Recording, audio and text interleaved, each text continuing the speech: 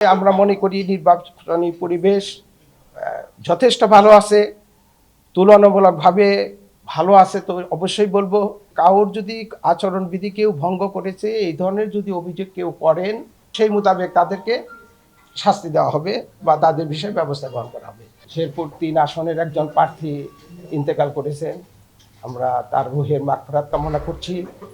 আইন অনুযায়ী আরপিওর 17 অনুচ্ছেদ অনুযায়ী ওই নির্বাচনের পরবর্তী পদক্ষেপ, পরবর্তী সকল কিছু বাতিল করা হবে, বাতিল হয়ে গেছে।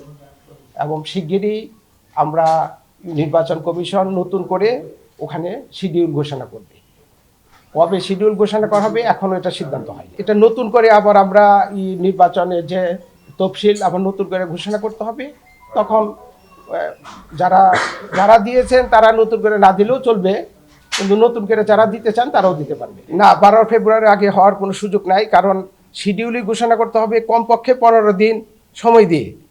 আপিলের সময় আছে, স্ক্রুটিনির সময় আছে। কাজে আপাতত এই মুহূর্তে কখন হবে এইটা এখনই আমরা ঘোষণা দিতে পারছি না। এটা অলরেডি কাউকে দেওয়া হয়নি, এটা আইনের বিষয়, নিশ্চয়ই দেওয়া হবে। নির্বাচন নিয়ম হচ্ছে যে নির্বাচনের কোনো প্রার্থী যদি নির্বাচনের পূর্বে মারা যায়, ওই আসনের ভোট বাতিল হবে এবং পরবর্তীকালে নতুন শিডিউল দিয়ে আবার নতুন করে নির্বাচন করতে হবে। দেখেন, সমস্ত বাংলাদেশে 300 জন জজের সমন্বয়ে 300টি ইলেকটোরাল ইনকোয়ারি এবং অ্যাডজুডিকেশন কমিটি কাজ করতেছে। তাছাড়া অনেক এক্সিকিউটিভ ম্যাজিস্ট্রেটরা মোবাইল কোর্ট পরিচালনা করতেছে। কাজে আমরা মনে করি যে কারোর যদি আচরণবিধি কেউ ভঙ্গ করেছে, এই ধরনের যদি অভিযোগ কেউ করেন, অনুগ্রহপূর্বক ইলেকটোরাল ইনকোয়ারি এবং অ্যাডজুডিকেশন কমিটির কাছে আপনারা আপনাদের প্রতিকার চাইতে পারেন।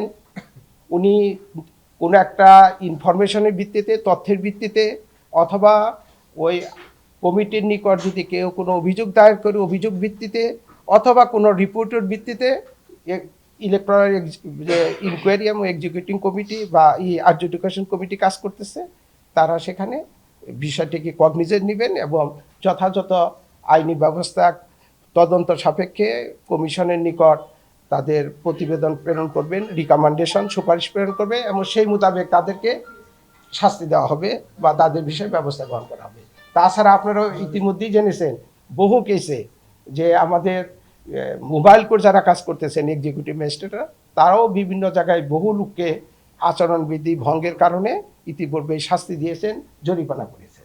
যদি নির্বাচনের কর্মে নিয়োজিত কোনো কর্মকর্তা যদি তিনি নিজেই আচরণবিধি ভঙ্গ করেন বা আইন ভঙ্গ করেন বা তার ভিতরে পক্ষপাতিত্ব বা দেখা দেয়, তাহলেও যে কেউ ইনকোয়ারি, যে আমাদের যে ইলেকটোরাল ইনকোয়ারি এবং অ্যাডজুডিকেশন কমিটির কাছে আছে, তাদের কাছে অভিযোগ দায়ের করতে পারে।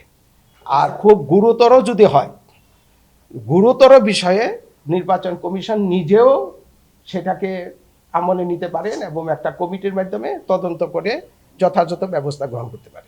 দুর্ব্যবহার, কি ধরনের দুর্ব্যবহার, আইনের সেই দুর্ব্যবহার যদি আইনের কাঠামোতে যদি আচরণবিধি ভঙ্গ বোঝা যায়, তাহলে তারা নিশ্চয়ই তার ব্যবস্থা গ্রহণ করা যেতে পারে।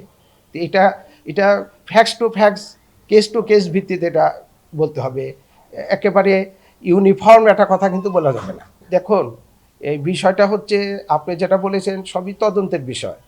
কেউ যদি ক্ষুব্ধ হন, তাহলে আমাদের যে ইলেকটোরাল ইনকোয়ারি এবং অ্যাডজুডিকেশন কমিটি আছে, তার কাছে তারা অভিযোগ দায়ের করতে পারেন এবং সেই ইলেকটোরাল ইনকোয়ারি এবং অ্যাডজুডিকেশন কমিটি ঘটনার সত্যতা যদি পান এবং যদি দেখেন যে কেউ কোনো ব্যক্তি বা কোনো প্রার্থী বা কোনো ভোটার, যে কেউ হোক, তিনি আচরণবিধি ভঙ্গ করেছেন, তাহলে তিনি প্রমাণ সাপেক্ষে তার বিরুদ্ধে যথাযথ ব্যবস্থা গ্রহণ করার জন্য কমিশনের নিকট সুপারিশ করবেন এবং কমিশন সে মোতাবেক তার উপর যথাযথ ব্যবস্থা গ্রহণ করবে। সর্বশেষ বলেন যে প্রস্তুতি, এবং সর্বশেষ প্রস্তুতি সম্পর্কে জাস্ট আমরা অবহিত হলাম। আমরা মনে করি নির্বাচনী পরিবেশ যথেষ্ট ভালো আছে, তুলনামূলকভাবে ভালো আছে। তো অবশ্যই বলবো, তো আমরা সকল রাজনৈতিক দলের কর্মী, তাদের নেতৃত্বের নিকট এবং সংশ্লিষ্ট সকলের নিকট আমরা আবেদন জানাই যে তারাও একটা সুষ্ঠু সুন্দর নির্বাচনী পরিবেশ বজায় রাখার জন্য তারাও আমাদেরকে সহযোগিতা করবেন এবং তাদের তরফ থেকে যে যে ব্যবস্থা গ্রহণ করা দরকার তারা সেটাই গ্রহণ করবে। Stella featuring next level. Well done, side by side, free.